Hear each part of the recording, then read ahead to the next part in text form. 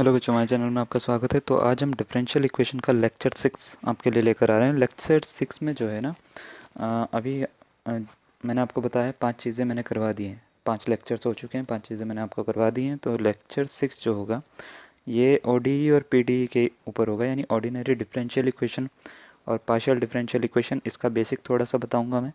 उसके बाद इसको सीधा लेके चलूँगा मैं एग्जैक्ट डिफरेंशियल इक्वेशन पे, ठीक है, जिसमें ओडी और पीडी का थोड़ा थोड़ा यूज़ होता है ना।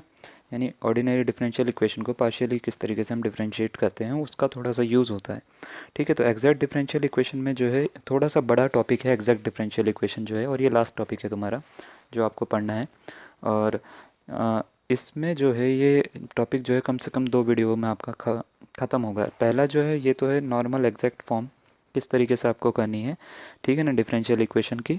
और दूसरा जो है वो होगा रिड्यूसिबल टू एग्जैक्ट फॉर्म, यानी कोई भी डिफरेंशियल इक्वेशन हो और वो सॉल्व नहीं हो रही हो आपसे, तो उसको एग्जैक्ट फॉर्म में किस तरीके से रिड्यूस करोगे आप, तो उसके बारे में सेकंड वीडियो में आएगा। तो आज जो है वो थोड़ा सा इजी रहेगा, मतलब इतना भी इजी नहीं रहेगा लेकिन थोड़ा सा इजी रहेगा कंपैरेटिवली जो इसकी नेक्स्ट वीडियो आएगी उसके हिसाब से, ठीक है ना। तो रिड्यूसिबल फॉर्म थोड़ा सा बड़ा टॉपिक है। तो चलिए स्टार्ट करते हैं सबसे पहले, ठीक है। ओडी और पीडी पढ़ने से पहले आपको कुछ चीज़ें पढ़नी पड़ेंगी, जैसे डिपेंडेंट और इंडिपेंडेंट वेरिएबल्स होते क्या हैं एक डिफरेंशियल इक्वेशन में। तो सबसे पहले तो ये पता होना चाहिए डिफरेंशियल इक्वेशन जो होती है वो डिफरेंशिएशन की फॉर्म में कोई भी इक्वेशन अगर हम लिख दें तो वो डिफरेंशियल इक्वेशन की फॉर्म हो सकती है। वो एक तरीके से एक तरह का रिलेशन होती है, ठीक है ना। यानी कोई भी हम डिफरेंशिएशन का रिलेशन बना दें और उसकी इक्वेशन बना दें तो वो डिफरेंशियल इक्वेशन हो जाती है। इसके बारे में पूरा मैंने फर्स्ट वीडियो में बताया है तो रिपीट नहीं करूँगा, ठीक है।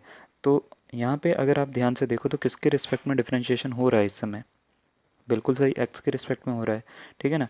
तो जिसके रिस्पेक्ट में डिफरेंशियल हो रहा है, डिफरेंशिएशन हो रहा है, सीधा सीधा मैं आपको सीधा मतलब बताता हूँ, उसको हम कहते हैं इंडिपेंडेंट वेरिएबल्स।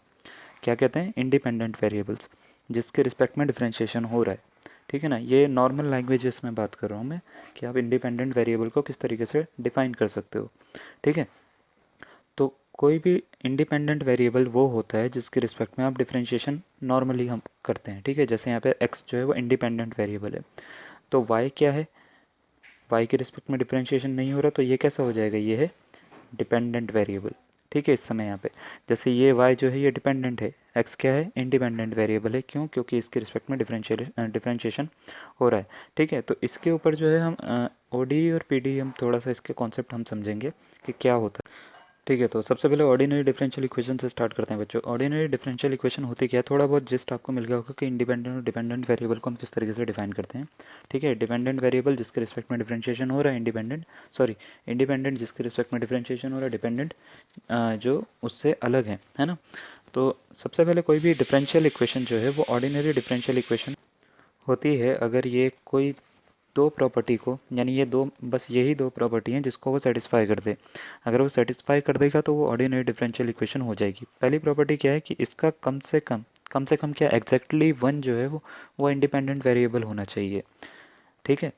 और इसका एक या एक से ज़्यादा डिपेंडेंट वेरिएबल हो सकते हैं, ठीक है।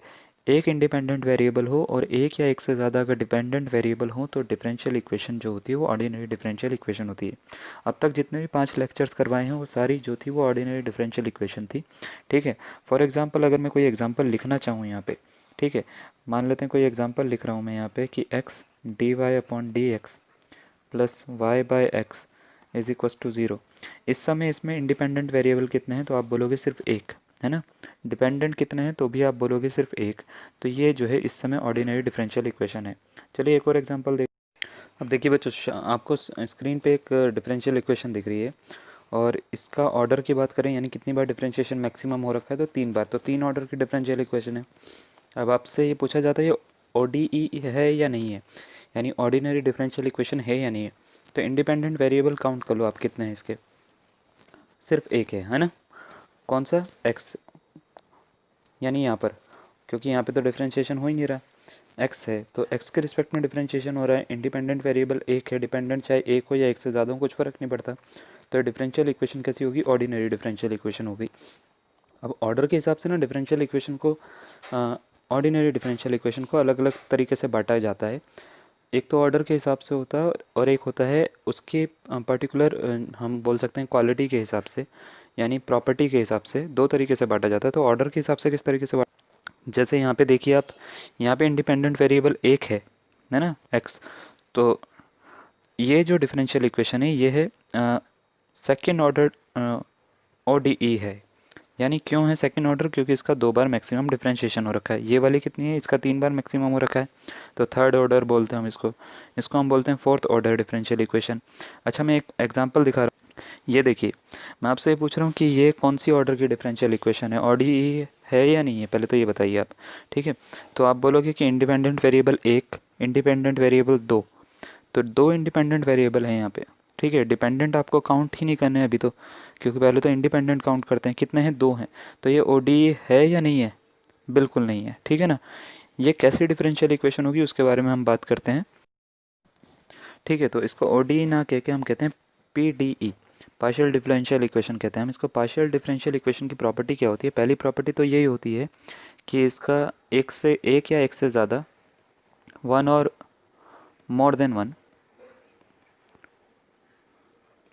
क्या हो सकते हैं? आपके डिपेंडेंट वेरिएबल हो सकते हैं। डिपेंडेंट की बात कर रहा हूँ बच्चों, ये बात याद रखना, डिपेंडेंट हो सकते हैं वेरिएबल। ठीक है, दूसरा क्या है? दूसरी प्रॉपर्टी इसकी ये है कि इसके जो इंडिपेंडेंट वेरिएबल होंगे वो मोर देन वन होंगे, यानी एक से ज़्यादा होंगे। ठीक है, उसमें इंडिपेंडेंट वेरिएबल एग्जैक्टली वन होते हैं, इसमें मोर देन वन जो है इंडिपेंडेंट वेरिएबल होने आपके ज़रूरी है। ठीक है, इंडिपेंडेंट वेरिएबल्स। ठीक है, अगर ये दोनों प्रॉपर्टी सेटिस्फाई होती है तो ये ODE ना होकर ये क्या हो जाती है? PDE, यानी पार्शियल डिफरेंशियल इक्वेशन हो जाती है। ठीक है, पार्शियल का मतलब भी इसमें बहुत समझने वाला है। पार्शियल का मतलब ये है कि इसमें पार्शियली जो है वो हम डेरिवेटिव करते हैं, यानी अलग अलग जो है हम डिफरेंशिएशन करते हैं। यानी एक्स के रिस्पेक्ट में होगा तो सिर्फ एक्स के रिस्पेक्ट में करेंगे, वाई के रिस्पेक्ट में होगा तो वाई के रिस्पेक्ट में ही करेंगे। तो पूरी इक्वेशन को एक ही एक्स के रिस्पेक्ट में या वाई के रिस्पेक्ट ना करके अलग अलग कर सकते हो हर वेरिएबल को आप। ठीक है, तो वो डिपेंडेंसी होती है उसके ऊपर। फॉर एग्जांपल मैं आपको दिखाता हूँ, जैसे यही डिफरेंशियल इक्वेशन थी तो इसमें हम एक्स के रिस्पेक्ट में भी कर सकते हैं और वाई के रिस्पेक्ट में भी पार्शियली डिफरेंशिएशन हम कर सकते हैं। ठीक है ना, 2 बार, यानी अलग अलग तरीके से। एक और एग्जांपल आते हैं, जैसे आपको ये 4 इक्वेशंस मैंने दिखाई है, इसमें देखो अगर मैं बात करूँ इंडिपेंडेंट वेरिएबल्स कितने हैं, तो 1, 2, 2 इंडिपेंडेंट वेरिएबल्स हैं। तो क्या लिखा हुआ है? Del square u upon del x square plus del square u upon del y square. तो ये जो है इस समय पार्शियल डिफरेंशियल इक्वेशन है, क्योंकि इसको आप एक्स के रिस्पेक्ट में भी कर सकते हो और वाई के रिस्पेक्ट में भी कर सकते हो। 2 बार डिफरेंशिएशन आप कर सकते हो, मैं ऐसा समझाना चाह रहा हूँ आपको।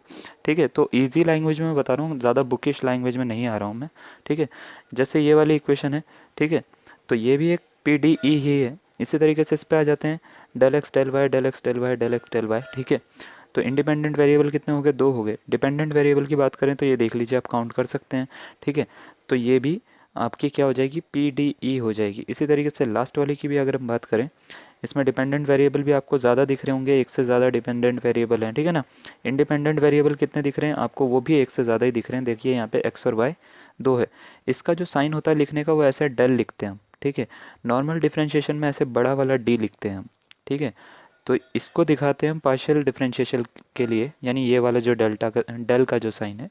ठीक है, जो ऑर्डिनरी के लिए जो हम दिखाते हैं वो ऐसे कैपिटल वाला दिखाते हैं। ठीक है, तो ये भी एक उसकी पहचान है। अब इसी के बेसिस पे जो होती है कुछ डिफरेंशियल इक्वेशन जो होती हैं वो आपने पहले पढ़ चुके हैं। जैसे होमोजीनियस डिफरेंशियल इक्वेशन जो होती है वो एक ऑर्डिनरी डिफरेंशियल इक्वेशन होती है। लेकिन क्या सारी डिफरेंशियल इक्वेशन होमोजीनियस कह रहा हूँ, ऑर्डिनरी डिफरेंशियल इक्वेशन होती है? तो ऐसा ज़रूरी नहीं है। ठीक है ना, काफ़ी डिफरेंशियल इक्वेशन है जो पार्शियल होती हैं। तो अब जो है इसी के बेसिस पे मैं आपको करवा रहा हूँ एग्जैक्ट डिफरेंशियल इक्वेशन। क्या होती है एग्जैक्ट डिफरेंशियल इक्वेशन, कैसे निकालते हैं, सबके बारे में, उसके बारे में बात करते हैं। ठीक है बच्चों, सबसे पहले तो हम इसको स्टार्ट करते हैं डेफिनेशन से। एग्जैक्ट डिफरेंशियल इक्वेशन होती क्या है सबसे पहले ना, तो डेफिनेशन क्या कहती है? इसकी डेफिनेशन कहती है a first order ordinary differential equation is called exact differential equation if it can be derived from its primitives. Primitive का मतलब क्या होता है कि सॉल्यूशन, यानी प्रिमिटिव का मतलब होता है सॉल्यूशन। कोई भी differential equation exact differential equation होती है अगर उसको उसके सॉल्यूशन से ड्राइव किया जा सके। यानी जब डिफरेंशियल इक्वेशन आप सॉल्व करते हो तो कुछ ना कुछ आपको वैल्यू मिलती है, उस वैल्यू से ही हम वापस दोबारा से वो इक्वेशन बना सकें तो वो एग्जैक्ट बन जाती है। ये एक बहुत ही अजीब सी हम कह सकते हैं डेफिनेशन है। नॉर्मल अगर हम बात करें टेस्ट क्या होता है एग्जैक्ट डिफरेंशियल इक्वेशन का, तो टेस्ट होता है कि अगर कोई भी डिफरेंशियल इक्वेशन इस फॉर्म में है, इस फॉर्म में मतलब किस फॉर्म में, कि m D x plus n D Y is equals to zero, ठीक है, तो ये एग्जैक्ट कही जाएगी। इसके लिए एक कंडीशन इसको सेटिस्फाई करनी ज़रूरी है, if and only if del m upon del y equal होना चाहिए del n upon del x के, ठीक है।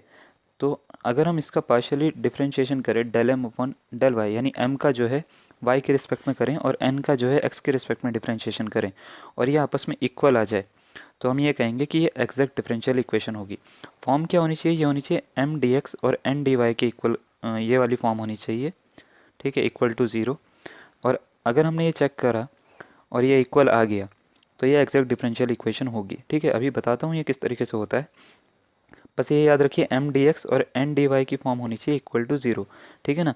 और इसका वाई के रिस्पेक्ट में डिफरेंशिएशन करना है, इसका एक्स के रिस्पेक्ट में डिफरेंशिएशन करना है, तो आपका एग्जैक्ट बन जाएगा अगर ये दोनों आंसर सेम आ जाते हैं तो किस तरीके से होता है मैं आपको समझाता हूँ। देखिए,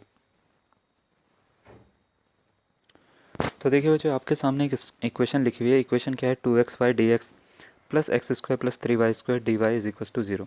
अब आपको चेक करना है कि एग्जैक्ट है या नहीं है। आपको इसमें ये नहीं देखना कि ये कैसी इक्वेशन है, वैसे तो ये होमोजीनियस इक्वेशन है ना। तो इसको करने के दो तरीके हैं वैसे, तो एग्जैक्ट वाले मेथड से हम कर रहे हैं, एग्जैक्ट है या नहीं है पहले तो ये चेक करना है हमारे को कि इसको उस तरीके से किस तरीके से सॉल्व करेंगे।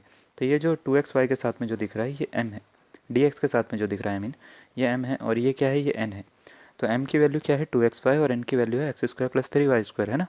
तो सबसे पहले हमारे को काम क्या है कि del m upon del y निकालेंगे, यानी इसका वाई के रिस्पेक्ट में डिफरेंशिएशन करेंगे, यानी डेल बाय डेल वाई किसके रिस्पेक्ट में करेंगे, टू एक्स वाई का वाई के रिस्पेक्ट में करेंगे। तो वाई को समझो इसके रिस्पेक्ट में कर रहे हो, बाकी सारा कांस्टेंट है, तो बाकी सारा कांस्टेंट है तो इसका आंसर कितना आता है, टू एक्स, वाई का क्योंकि वन होता है ना।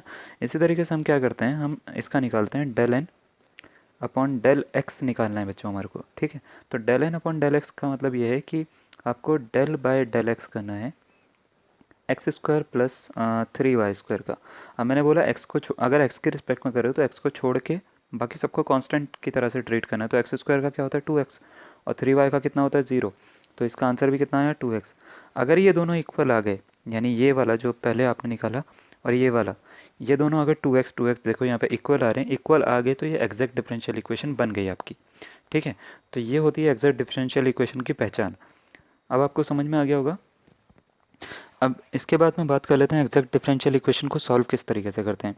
तो किसी भी एग्जैक्ट डिफरेंशियल इक्वेशन का जो सॉल्यूशन होता है वो होता है एम डी एक्स इंटीग्रेशन लगा के plus n D Y is equals to zero, ठीक है।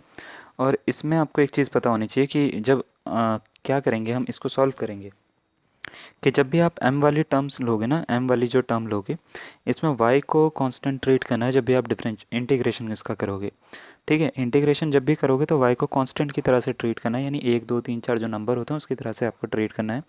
और उसके बाद यहाँ पे जो n लिखोगे, और ये सॉरी ये ज़ीरो नहीं, ये c होगा, ठीक है, कांस्टेंट c यानी, है ना। तो ये ज़ीरो लिख दिया मैंने गलती से। तो एन डी वाई को जब भी आप लिखोगे, यानी n वाली जो भी टर्म लिखोगे, आपको एक्स नहीं होना चाहिए उसमें, यानी एक्स की वैल्यू आपको ज़ीरो रखनी है। फ्री फ्रॉम एक्स का मतलब ये है कि एक्स की वैल्यू ज़ीरो रखनी है, ठीक है। यानी पहले वाला जो डिफरेंशिएशन रहेगा उसमें वाई को कांस्टेंट लेना है आपको, ठीक है, कांस्टेंट की तरह से ट्रीट करना है इंटीग्रेशन करते हुए, सॉरी, ठीक है। दूसरे वाले इंटीग्रेशन में क्या करना है कि आपको एक्स जहाँ जहाँ पे दिख रहा है उसकी वैल्यू आप ज़ीरो मान के चलो, और उसके बाद जो टर्म्स बच रही हैं उसको आप इसमें रखोगे, ठीक है ना। तो समझाता हूँ मैं किस तरीके से, ठीक है। तो ये इक्वेशन दे रखी थी जिसको ऊपर अभी मैंने एग्जांपल दिया था, मान लेते हैं इसी का सॉल्यूशन करना है हमारे को। तो सॉल्यूशन क्या होता है, एग्जैक्ट हमने प्रूफ कर लिया था ना इसको। तो सॉल्यूशन क्या होता है, integration of M D x plus integration of N D Y is equals to C, यानी कांस्टेंट है ना। और एम में जो है जब आप इसको सॉल्व करोगे तो वाई को कांस्टेंट की तरह से ट्रीट करना है आपको, प्लस इंटीग्रेशन एन, एन में आपको जो है एक्स की वैल्यू जहाँ जहाँ पे एक्स दिख रहा है वहाँ पे आप समझ लो कि कुछ नहीं है, ज़ीरो है। तो अगर यहाँ पे बात करें, यहाँ पे ये तो ख़त्म हो गया, तो क्या बचा, थ्री वाई स्क्वायर। तो यहाँ पे three y square d y लिख दो इज इक्वस टू सी।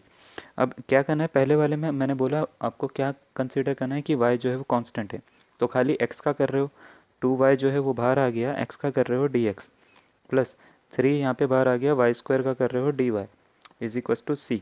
तो ये क्या बन जाता है, ये बन जाता है 2y x² अपॉन 2, है ना, plus 3y³ upon 3 is equals to C.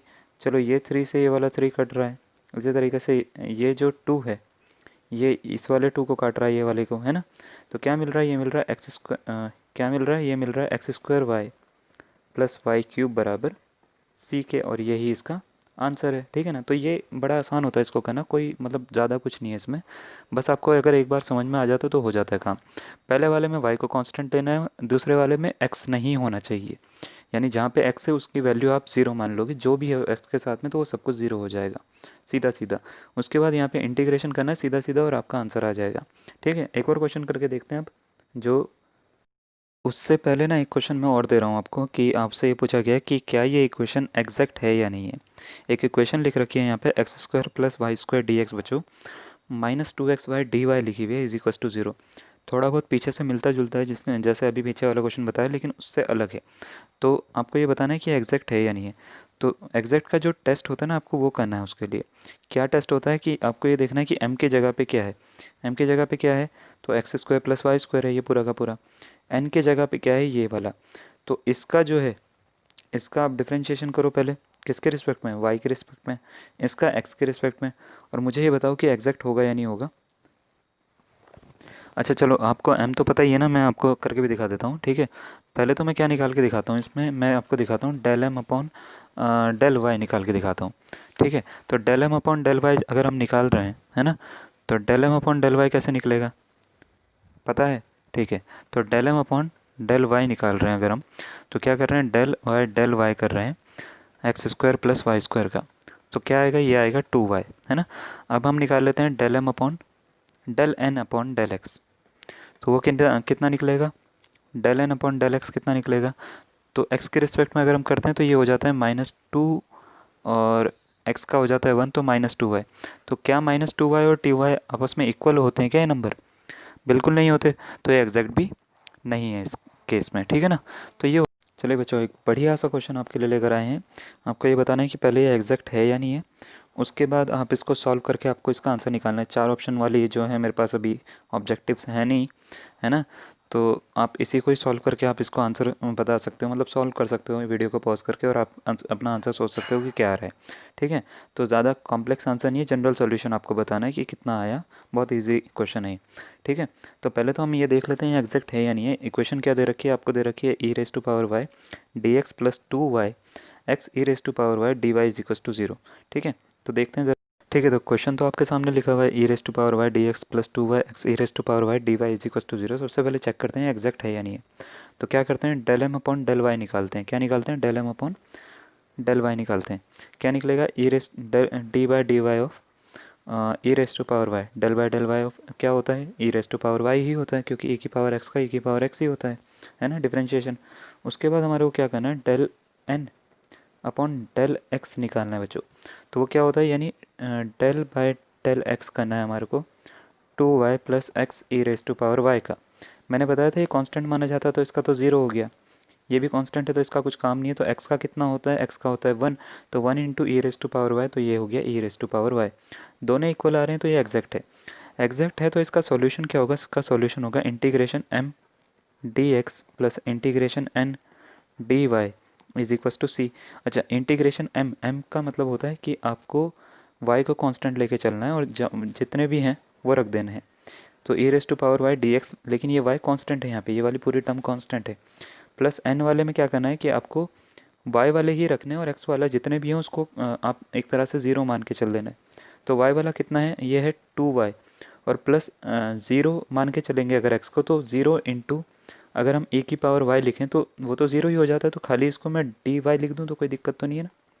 यानी ये वाली जो पूरी वैल्यू है ये तो ख़त्म हो जाएगी ना ज़ीरो होकर, क्योंकि x ज़ीरो है, ज़ीरो के किसी से भी मल्टीप्लाई होती है तो ज़ीरो हो जाता है। ठीक है, तो यहाँ पे c है, सॉरी ये दोबारा से मैंने ज़ीरो लिख दिया गलती से, तो ये c हो गया। अच्छा एक बात बताओ, e की पावर y तो कांस्टेंट है ना, तो खाली dx का कितना होता है, तो आप बोलोगे dx का तो x होता है, तो x e की पावर y हो गया, प्लस 2y, तो 2 इसका y का कितना होता है, y² अपॉन 2, ये वाले 2 से ये वाला 2 कट हो गया, इज इक्वस टू सी। तो अगर मैं इसकी वैल्यू निकालना चाहूँ तो इसकी वैल्यू निकली कितनी, इसकी वैल्यू निकली है यहाँ कहीं पे, इस पे साइड में लिख देता हूँ मैं, ये निकली है X E raise to power Y plus Y square is equals to C. ये जो है ये इसका आंसर आया। अगर आपका भी यही आंसर सॉल्व अगर आपने करा है और आपका भी यही आंसर आया तो बिल्कुल सही आपका आंसर है। ठीक है, तो आपने सीख लिया होगा कि ये किस तरीके से करना है। एक दो क्वेश्चन और करवाता हूँ, उसके बाद ये जो वीडियो है मैं ख़त्म कर देता हूँ, और इसके बाद जो नेक्स्ट वीडियो होगी उसमें रिड्यूसिबल फॉर्म बताऊँगा, वो काफ़ी इंपॉर्टेंट है आपके लिए। ठीक है, तो चलिए स्टार्ट करते हैं ज़रा दूसरा क्वेश्चन। ठीक है बच्चों, तो थोड़ा सा लेवल अप बढ़ा लेते हैं। क्वेश्चन आपको बोल रखा है कि solve the differential equation. Equation आपको दे रखी है 1/y² माइनस 2/x बराबर 2x y डैश का मतलब होता है dy बाई डी एक्स। ये आपको समझ में आना चाहिए कि इसका मतलब होता है एक बार डिफरेंशिएशन हो रखा है, dy बाई डी एक्स बोलते हैं y डैश को। ठीक, ठीक है, upon y³ with initial condition y1 is equals to 1। ठीक है, तो ये वाला किस तरीके से सॉल्व करेंगे आपको ये दिमाग में आना चाहिए एकदम से। तो सबसे पहले तो हम इसको चेक करते हैं कि ये एग्जैक्ट है या नहीं है, और उससे भी पहले हम इसको जो होता है सही फॉर्म में लिखते हैं। यानी कैसे लिखते हैं, पहले ये क्वेश्चन में पूरा का पूरा इसको लिख के दिखाता हूँ आपको। ठीक है, तो इस बार जो क्वेश्चन है थोड़ा सा चेक करते हैं हम कि इसका आंसर किस तरीके से निकलता है। और हर बार क्वेश्चन जो है आपको बिल्कुल ही थाली में परोस के नहीं दिया जाता, तो एकदम से आपको जो है इक्वल टू ज़ीरो वाली फॉर्म तो नहीं दी जाएगी, ताकि आप पहचान लो। तो हम क्या करते हैं ना, इसको सबसे पहले सॉल्व करके देखते हैं ना बच्चों कि किस तरीके से आता है। तो 1/y² माइनस 2/x को तो ऐसे लिखा, इसको हम लिख सकते हैं 2x/y³ dy/dx लिख सकते हैं, कोई दिक्कत तो नहीं है। ये dx जो है इसको इधर शिफ्ट कर लेते हैं हम, तो ये बन जाता है 1/y² और माइनस 2/x तो है ही, और ये dx बन जाएगा। क्या बन जाएगा, dx बराबर हो जाता है 2x/y³ dy के। ठीक है ना, इसमें तो कोई आपको दिक्कत नहीं हो रही होगी मेरे हिसाब से। अब क्या करो, यहाँ से m और n की वैल्यू निकाल लो। उससे भी पहले चाहो तो इसको और थोड़ा सॉल्व कर लो, 1/y² माइनस 2/x और dx, ये माइनस इधर आ जाएगा 2x/y³ dy is equals to 0 बन सकता है। अब ये उसके जैसी बन गई थोड़ी सी। तो m की वैल्यू तो ये हो गई पूरी की पूरी, और n की वैल्यू ये हो गई माइनस में, है ना। तो हम इन दोनों वैल्यूज़ पे आगे सॉल्व करते हैं ज़रा। तो सबसे पहले तो हम del m upon del y निकाल लेते हैं, यानी dy/dy of 1/y² minus 2/x। अच्छा, मैंने अभी आपको थोड़ी देर पहले बताया था 2/x तो कांस्टेंट है, वो तो ज़ीरो हो गया, है ना। तो 1/y² का किस तरीके से करेंगे, dy/डेल वाई अपो 1/y² का मतलब है y⁻²। तो क्या आ जाता है, ये आ जाता है -2, y⁻³ आएगा तो -2/y³, ऐसे बन जाएगा ये। अच्छा, अब हम क्या करते हैं, इसी तरीके से del n upon del x निकाल लेते हैं। तो del by del x of किसका हो जाएगा, ये हो जाएगा -2x/y³ का, है ना। अब हम क्या करते हैं, इसका भी करके देखते हैं ज़रा। y³ तो है कांस्टेंट, मैंने अभी थोड़ी देर पहले बताया। x का क्या हो जाता है, x का हो जाता है 1, तो -2/y³ इसका भी आ गया। अब अगर ये दोनों का सेम आया तो इसका मतलब ये एग्जैक्ट हो गई। एग्जैक्ट हो गई तो अब इसको आगे सॉल्व करना पड़ेगा। तो इसका सॉल्यूशन क्या होता है, इसका सॉल्यूशन होता है integration of m dx plus integration of n dy बराबर सी के होता है। ठीक है, तो इंटीग्रेशन ऑफ m की जगह पे जो भी होगा वो पूरा का पूरा रख दो, -2/x, है ना। और dx मैंने बताया था इसमें y को क्या लेना है, कांस्टेंट।